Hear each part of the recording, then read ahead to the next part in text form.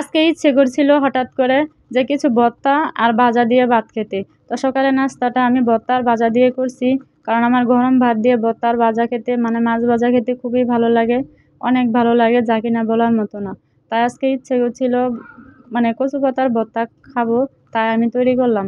তো এখানে আমি সব কিছু দিয়ে আমি সব একসাথে দিয়ে পেঁয়াজ রসুন কাঁচামরিচ সব একসাথে দিয়ে আমি অ্যাড করে সুন্দর করে ধুয়ে তারপর আমি সিদ্ধ বসিয়ে দিছি।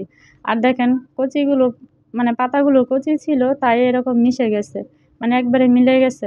আর আমার বিশেষ করে জানেন না, আমার ভর্তার ভিতর কচু পাতার ভর্তাটা খুবই ভালো লাগে, শাক থেকে পাতার ভর্তাটা করলে আমার কাছে খুবই ভালো লাগে।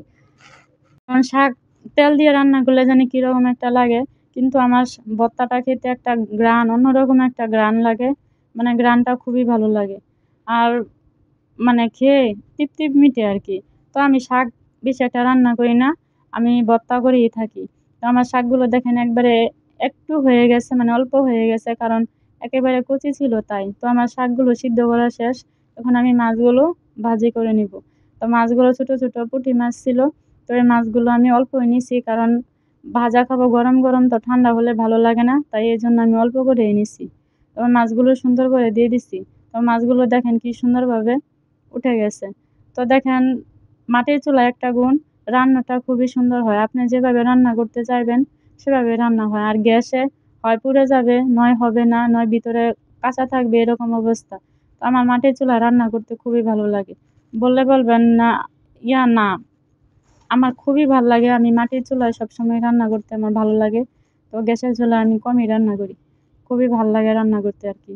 তো এই যে দেখেন আমার মাছগুলো অনেক সুন্দরভাবে হয়েছে। আর মাছগুলো সুন্দর হওয়ার কারণ মাছগুলো খুবই ভালো ছিল, খেতেও খুব ভালো ছিল, এই কারণে। আর মাছগুলো সুন্দরভাবে মচমচে হয়ে হয়েছে। তো আমার সিদ্ধ করা পাতাগুলো এখন আমি ভর্তা করে নেব। তো কষলে সুন্দর করে ভর্তা করে নেব। আর একটু আস্ত আস্ত থাকবে, কারণ এতে খেতে খুবই ভালো লাগে। আর একেবারে সবুজ, এত সবুজ আর এত সুন্দরভাবে সিদ্ধ হয়েছে, মানে বলার মতো না। তো আমার কাছে খুবই ভালো লাগছে। দেখেন আর ঘ্রাণটা এত সুন্দর বের হইছে, মানে যে না শুনলে বুঝতে পারবেন না আর কি, শুনছেন না বুঝবেন কি করে। তো দেখেন, দেখলেই তো বুঝতে পারতেছেন যে কত একটা সুন্দর হয়েছে। তো খুবই সুন্দর হয়েছে।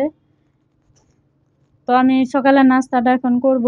তো আমি সুন্দর করে এই যে দেখেন খুবই ভালো লাগছে যা কিনা। তো মাছগুলো সুন্দর হয়েছে, অনেক ভাজা। তো মাছগুলো খেতেও খুব ভালো লাগছিল। তো শাকটাও অনেক সুন্দর হয়েছে ভর্তাটা। তো গরম ভাত আর ভর্তা হলে আমার কোনো কথাই নাই। আর যদি হয় কচু শাকের ভর্তা তাহলে তো আরো বেশি, খুবই ভালো লাগে। এটা আমার একটা ফেভারিট খাবার, খেতেও অসাধারণ লাগে। সবাই ভালো থাকবেন। আল্লাহ হাফেজ।